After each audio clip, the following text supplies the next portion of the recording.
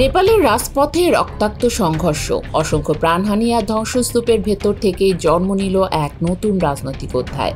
সামাজিক যোগাযোগ মাধ্যম বন্ধের সিদ্ধান্ত ঘিরে শুরু হওয়া ক্ষোভ মুহূর্তেই দুর্নীতি, বেকারত্ব আর বৈষম্যের বিরুদ্ধে বিস্ফোরণের রূপ নেয়। অন্তত ৫১ জনের মৃত্যু আর হাজারো আহতের ঘটনার পর শেষ পর্যন্ত পদত্যাগে বাধ্য হন প্রধানমন্ত্রী কেপি শর্মা ওলি। শূন্যতা, অনিশ্চয়তার সেই মুহূর্তে তরুণদের প্রতিনিধিদের সঙ্গে দফায় দফায় বৈঠকে বসে সেনাবাহিনী ও প্রেসিডেন্ট। তাদের সমঝোতার ফলে অবসরে যাওয়া সাবেক প্রধান বিচারপতি সুশীলা কার্কিকে অন্তর্বর্তী সরকারের নেতৃত্বে আনার সিদ্ধান্ত হয়, যিনি শুক্রবার নেপালের প্রথম নারী প্রধানমন্ত্রী হিসেবে ইতিহাসের নতুন অধ্যায় শুরু করলেন।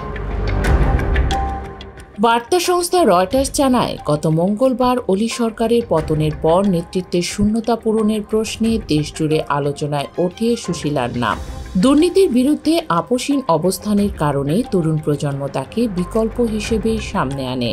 বিক্ষোভকারী তরুণদের নিয়ে প্রেসিডেন্ট রামচন্দ্র পাওদেল ও সেনাপ্রধান অশোক রাজ সিংদেলের সঙ্গে দফায় দফায় আলোচনার পরই শুক্রবার রাতে শীতল নিবাস প্রাসাদে সুশীলা কার্কি শপথ নেন। শপথ নেওয়ার কিছুক্ষণের মধ্যেই তিনি পার্লামেন্ট বিলুপ্ত করেন, ঘোষণা দেন আগামী ৬ মাসের মধ্যে জাতীয় নির্বাচন অনুষ্ঠিত হবে। মন্ত্রিসভা চূড়ান্ত না হওয়া পর্যন্ত সব মন্ত্রণালয়ের দায়িত্ব আপাতত তার হাতেই থাকবে বলে জানায় নেপাল ভিত্তিক সংবাদ মাধ্যম দ্য হিমালয়ান টাইমস।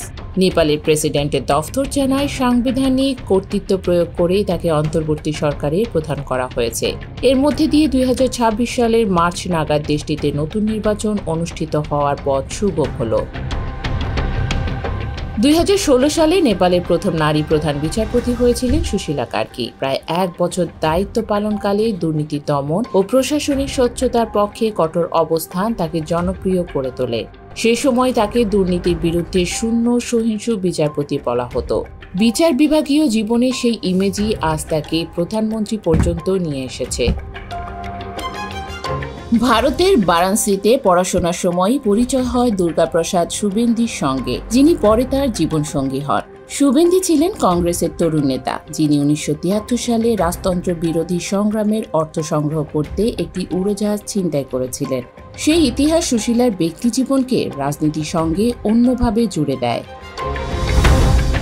তবে দায়িত্ব নেওয়ার পর সুশীলার সামনে চ্যালেঞ্জ পাহাড়সম: সহিংসতার প্রাণহানি, বিদেশি মুদ্রা নির্ভর অর্থনীতি, কর্মসংস্থানের সংকট, ভারত চীনের প্রভাব এবং পালিয়ে যাওয়া প্রায় ১২,০০০-এরও বেশি কয়েদি। সব মিলিয়ে নেপাল এখনও অস্থিরতার ভেতরেই রয়েছে।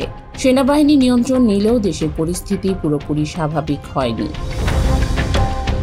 তারপরও তরুণ প্রজন্ম তাকে বিজয়ের প্রতীক মনে করছে।